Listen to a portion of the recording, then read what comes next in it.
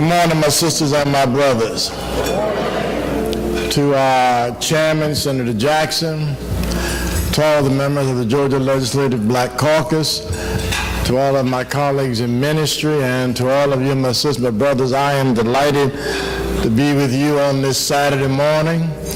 This is the second year in a row now I've been asked to speak at this breakfast.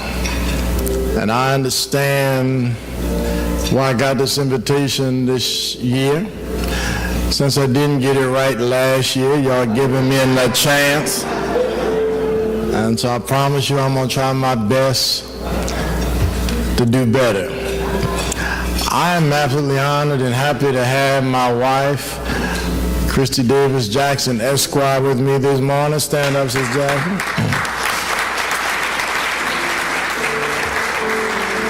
Now, if y'all really want to know who the political guru in the family is, her. She, in New Jersey, was the state director for United States Senator Frank Lautenberg.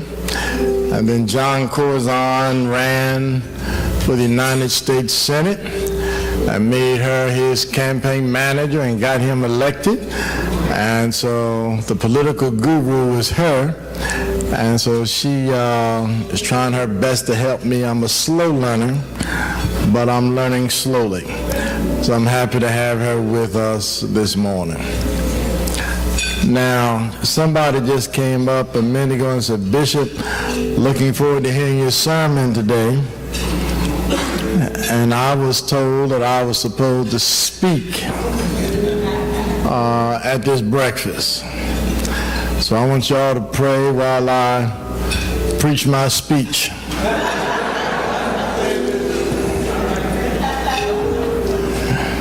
Now, this will not be a sermon, but being a good preacher, I do want to just take a scriptural text. There is a word found in Ephesians, the 6th chapter, 10 to the 13th verses. This is what it says. Finally, put on the whole armor of God, that ye be able to withstand the fiery darts of the wicked.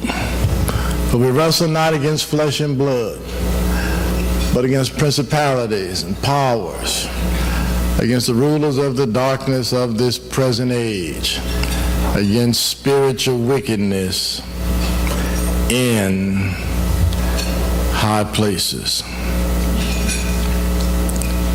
The epistle to the Ephesians is one of the 4 captive epistles written while Paul was in prison in Rome. But towards the end of his letter to the Ephesians, Paul lifts up the words of this text. And I lift these words up to you this morning as you gather for the Georgia Legislative Black Caucus prayer breakfast, because I am very concerned that a lot of us, like the Christians at Ephesus, are really in denial about what's going on around us. My brothers and sisters, if I can be succinct and just simply put it this way, I am not sure that many of us realize that we are at war. It is not a war involving bombs and grenades, but it is a spiritual war. And it's interesting that in his letter to the Ephesians, listen to how Paul describes them getting ready for battle. He says, put on the breastplate of righteousness, the sword of the Spirit, the gospel of peace, the helmet of salvation. It's interesting that while he says they are at war, he tells them to put on battle armor, not for physical conflict, but for spiritual warfare. Now, brothers and sisters, I'm concerned because the Christian church over the last 25 years has done something which denies what God has called us to do and to be. We have become weak and powerless. And with all that's going on in this nation and around the world, where is the voice of the church? Historically, the black church has been the conscience of the nation. But over the last 25 years, the conscience of the nation has been quiet. We've become caught up with what I call the obsession with praise. And anybody with good sense is going to praise God.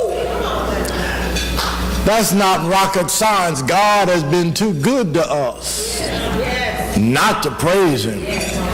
But the fact is, there is a praise that absolutely turns God off. Listen to what the prophet Amos says to the people of Israel in that 5th chapter. God says, I despise your feast days. I have no regard for your solemn assemblies. Though you offer me burnt offerings and sacrificial offerings, I will not accept them. Take away from me the noise of your songs and the melody of your stringed instruments.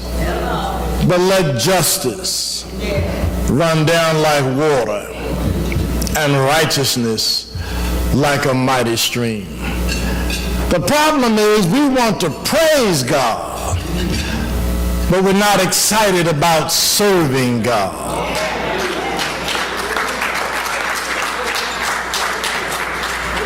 And so in the midst of our silence, look at what we have done. In most of our hymn books, we have taken out of our hymn books our battle songs. Check your hymn book when you go to church tomorrow. We used to have this song in the hymn book, Onward Christian Soldiers, marching as to war, with the cross of Jesus going on before. Christ the royal master leads against the foe. Forward in the battle, see his banners go. But now we don't sing Onward Christian Soldiers anymore, because praise is what we do. Now, brothers and sisters, we are at war. Let me see if I can make it live. We are at war against racism. A year ago tomorrow, I spoke at this same breakfast, and while we were gathering in breakfast, they were having a march in Charlottesville, which became a riot. And the leader of this nation, and you all call him whatever title you want, I refuse to call him by that title. I refer to him as our international embarrassment.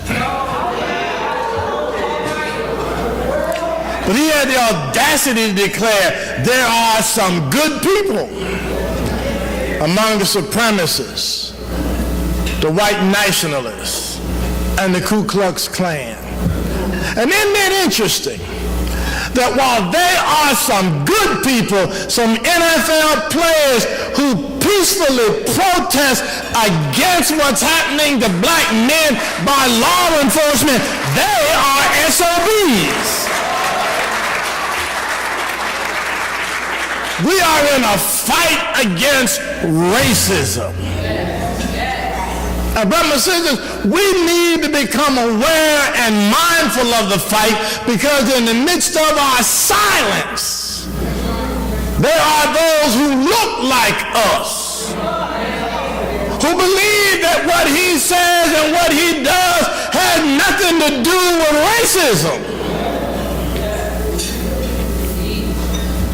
Last week, one of my dear friends, colleague, went to the meeting at the White House with our international embarrassment. And somebody asked me, Bishop, aren't you going to engage in discussion with him about that? No. It wasn't original with my grandmother, but my grandmother's the one I heard say it. She said, Reggie, if you argue with a fool long enough, it'll be two fools arguing. We are in a war against racism. But we're also in a war against those who are against immigration. And you see, and the danger of this war is centered around subterfuge. In other words, subterfuge has to do with making something look like what is really not. So let me see what I can say about this battle with immigration. Look at what's happening. They would have you believe that all the uproar over immigration in this country has to do with being against amnesty and illegal immigrants. That is absolutely not true. That is a subterfuge. The real issue with immigration, which I'm upset that most folk don't want to say, is the problem is by 2040, it is projected that the majority population of this country will no longer be white, but people of color. The issue of immigration has to do with maintaining the status quo. In other words, maintaining white privilege.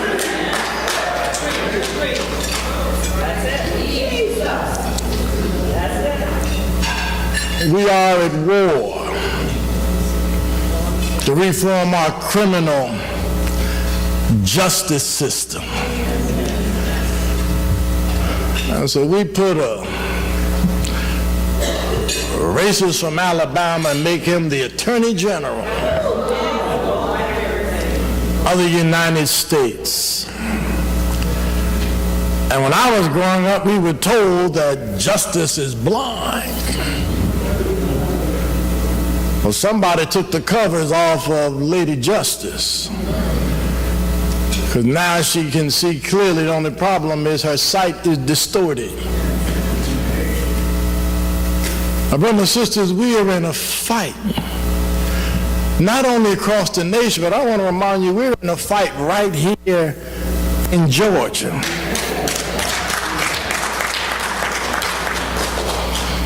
Georgia is one of only 5 states which does not have hate crime law. So if somebody commits what everybody knows is a hate crime in Georgia, they cannot be charged with a hate crime because there's no law on the books. And so I want to commend the Georgia Legislative Black Caucus, because they led the effort the last session to get a hate crimes law passed, and I think you ought to give them a hand for the effort.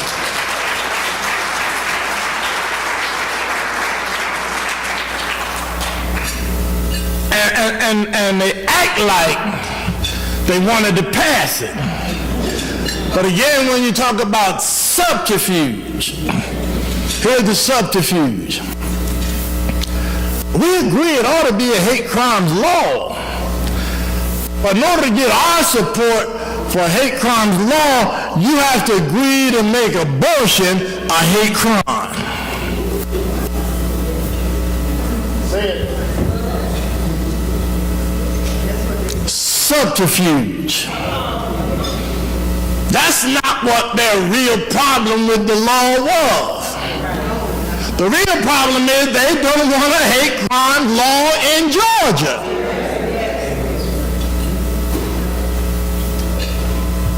We are in a war in Georgia to help people have a living wage. Georgia has the lowest minimum income in the nation. As progressive as it claims to be. And so again, I want to commend the Georgia Legislative Black Caucus for making the effort. You can't live off $5.25 an hour, and they don't try, but they insist we do. We're in a war in Georgia to reform gun laws. Now, I came to Georgia from New Jersey, and I used to be real comfortable going out to restaurants and eating in public and carrying on. And then when I got to Georgia, they reminded me that y'all had this conceal law. It means I could be sitting in a restaurant eating dinner, somebody could just pull out the gun and put it on the table. I'm not going to be able to enjoy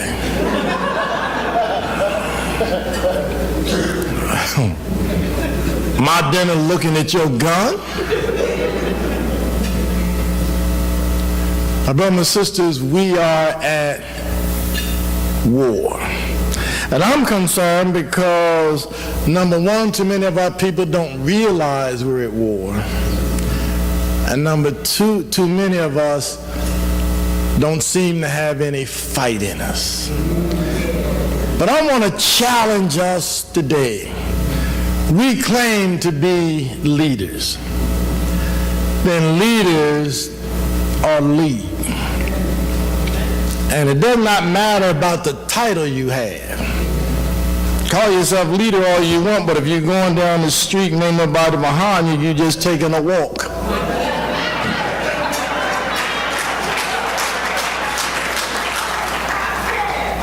Leaders need to lead.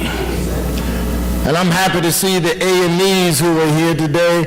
And I've said to the AMEs since I've been in Georgia, I absolutely refuse to have the African Methodist Episcopal Church just go along to get along.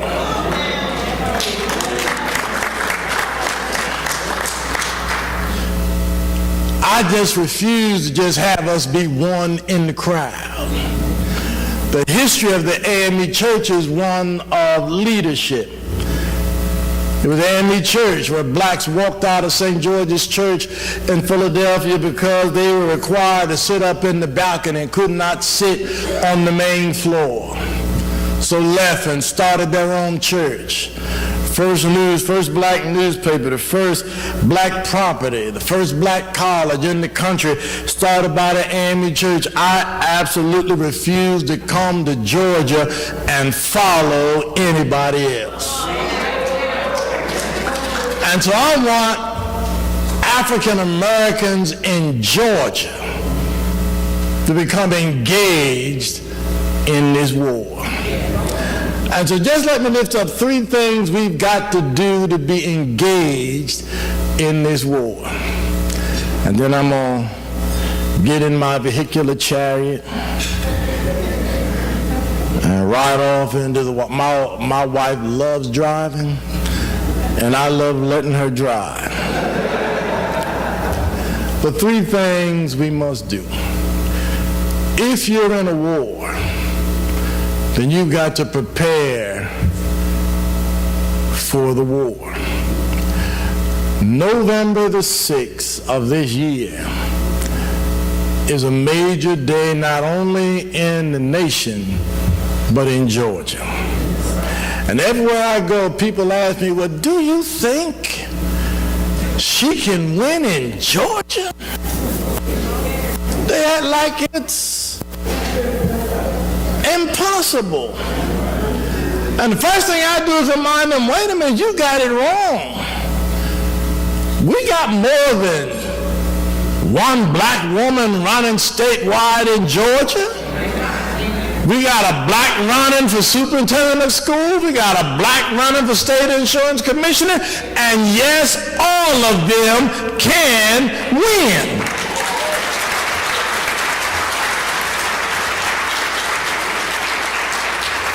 I said today in meeting when I arrived in 2016, and I say to them every meeting we have, and they're grimacing now because I'm about to say it again. I said to them, and I say to you, I was upset and I'm still upset with blacks in Georgia. I was upset and I'm still upset with blacks in Georgia. Our international embarrassment won Georgia by 4.5 percentage points. 33% of Georgia's population are black folk. Less than 60% of blacks turned out to vote. If blacks turned out to vote, our international embarrassment would not have won the state of Georgia. And so I want us to prepare for November 6, 2018, so that when we go on the battlefield, we will come out victorious. That means we have to educate, we have to mobilize, we have to organize, we have to get our people not only to register, we got to get them to vote. We not only got to get them to vote, we got to educate them to know who to vote for. We are at war. We got to enlist some soldiers in this army.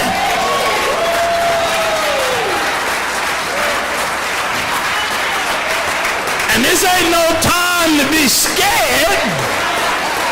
This is no time to be weak. This is no time to be timid. We don't need to be intimidated by somebody with a rifle and a truck. Put him in the truck and drive off.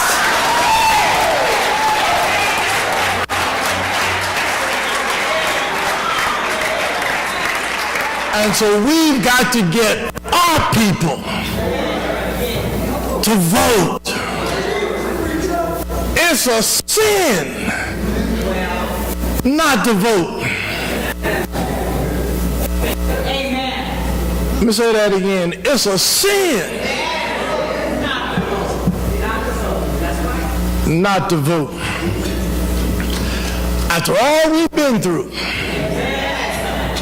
And we really ought to vote just to prove our international embarrassment wrong. He seems to believe that we are not intellectually together. Listen to what he says. Low IQ Maxine. Don Lemon, dumbest man on television. LeBron James, slow learner. And those NFL football players don't know what they're kneeling for. Well, brothers and sisters, the best way to demonstrate to him that we have a good IQ is to go to the polls and vote and change those who are in, put them out. But not only must we get our army together to vote, but the second thing we've got to do, we've got to give people something to vote for. Something to vote for. Now, you know, I'm still new to Georgia. And I tell you, during the primary, it was hard for me to become accustomed to some of the TV ads I saw.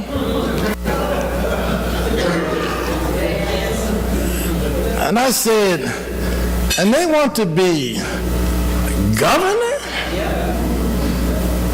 I mean, what you gonna do, pull legislators in your office and pull out your rifle and say, now, if you don't vote the way I want you to vote, I'm gone.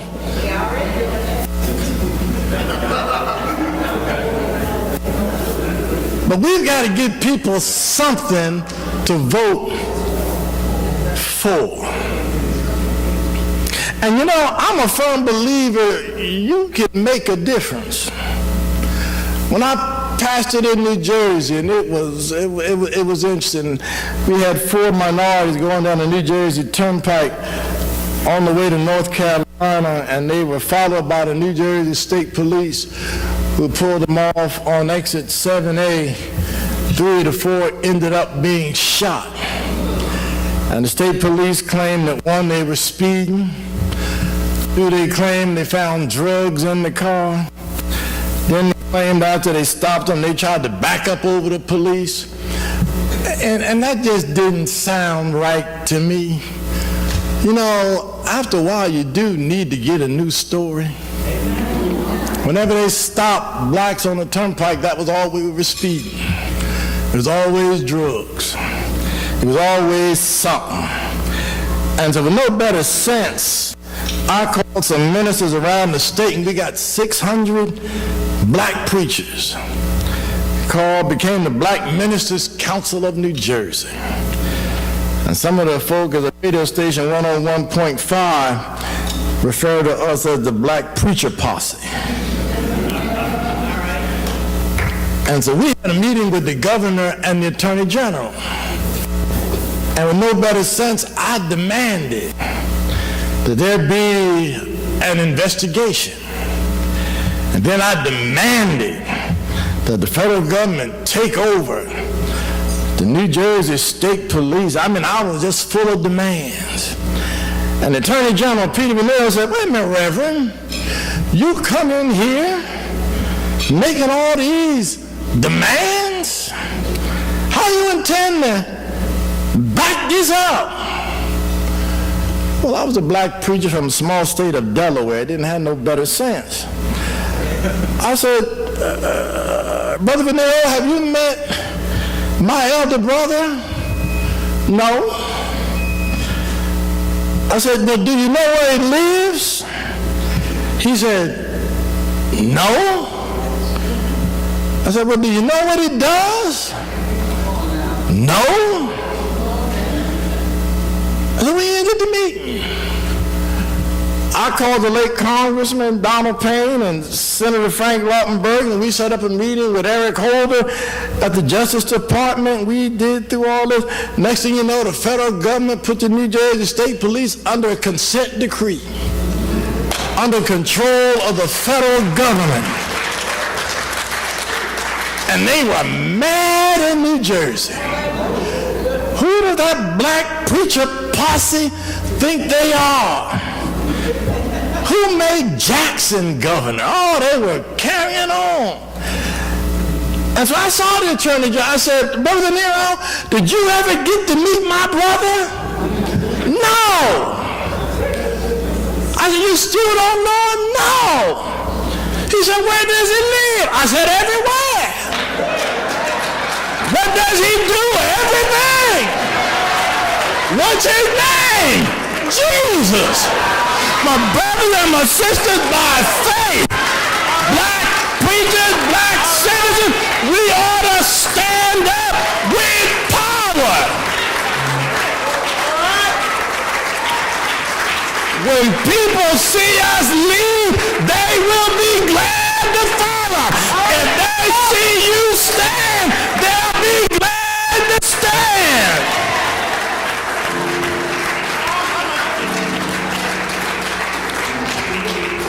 And then finally, as I go to my seat, I've spoken too long. Finally, in the midst of this war, I just want to remind us that we ought to live like we know God. I am so frustrated with black folk acting like we scared. Alarm. Last year, CNN, Gallup, Pew Research Center, Washington Post, New York Times, ABC, all these national polling organizations did polls. And all of them asked this question using different words. The question was, what emotion best describes your state of mind in the times in which we live. I was stunned that 53% of Americans said fear or anxiety, afraid, anxious.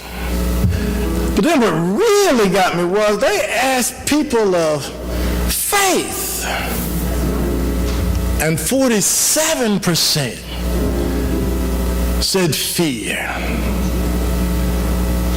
My brothers and sisters, it couldn't have been any black folk in that number that they asked. Couldn't have been. Because we know better. We act like we have never been through this before. Like this the first time. Now I can kind of understand the millennials, except the millennials, they don't seem to be afraid. In fact, they're acting because we failed to act. Black Lives Matter got organized because there was a void in leadership. The church was quiet. Our political leadership was quiet. But brothers and sisters, in the midst of this war, we need to act like we know God. Let me close. My final year in seminary, back in the 70s, not to let y'all know how old I am, but one morning we were having breakfast in the dining hall at the seminary, and on the way back to the dorm, John Morrison, now retired chaplain in Memphis, said, "Y'all, let's go play some hoopla." Back in the day, hoopla was another name for basketball. Now, I may not look like it now, but back in the day, why are you laughing, James? I mean, back in the day, I could play some hoopla. I mean, I had a set shot. It was so good. LeBron James and Dwayne Wade would love to have my set shot. So we went to the dorm, and I went to change my clothes, put on my shorts and sneakers to go play some hoopla. But while I was changing my clothes, I turned on the television. And on the television was a tennis match. It was a match between Jimmy Connor and Arthur Ashe. It was the Wimbledon men's final. And no black male had ever won the Wimbledon men's championship. Lo and behold, Arthur Ashe won the first set. Knock came on the door, and John Morrison said, "Jack, come on, you ready?" I said, I'll be right there. I sat down and kept looking at tennis match. 5 minutes later, an angry knock came on the door. "Come on, Jack, man, you hold." I said, y'all go ahead, I ain't going. John said, "Come on, open the door." I opened the door. Look, "Why you not going?" I said, "Because I'm going to finish looking at this." He said, "What is it?" I said, "It's a tennis match." He said, "What is it?" I said, "John," I said, "Can't you see it's on the television? It's the Wimbledon men's final." John said, "Jack, do you know what you're looking at?" I said, "John, I'm not going to argue with you. Can't you see on the bottom of the screen, Wimbledon men's final?" "No, Reg, do you know what you're looking at?" He said, "Let me ask you this. So do you know where they're playing?" I said, "Yeah, they're playing in England." He said, "Do you know the time difference between England and the United States?" I'm glad God is a forgiving God. I said, "Yes," but I didn't have the foggiest idea. John said, "Reg, it's a 6-hour time difference." So what I'm trying to get you to see is that they've already played the Wimbledon men's final, and Arthur Ashe won. So what you're looking at is a rerun. And I just want you to know the rerun going to turn out the same way. My brothers and sisters, I go to my seat. I just want you to tell you, live like you know God. We've been through this before. This is not the first time we've had to deal with racism and segregation and criminal justice that needed reform. We've been this way before. What we're going through is a rerun. And God brought us out before. God will bring us out again. God won before. God will win again. My brothers and sisters, harder yet may be the fight. Right may often yield to might. Wickedness a while may reign. Satan's cause may seem to gain. But there is a God, and he rules above with a hand of power and a heart of love. And if we're right, and I believe we're right, he'll fight our battle. Thank you.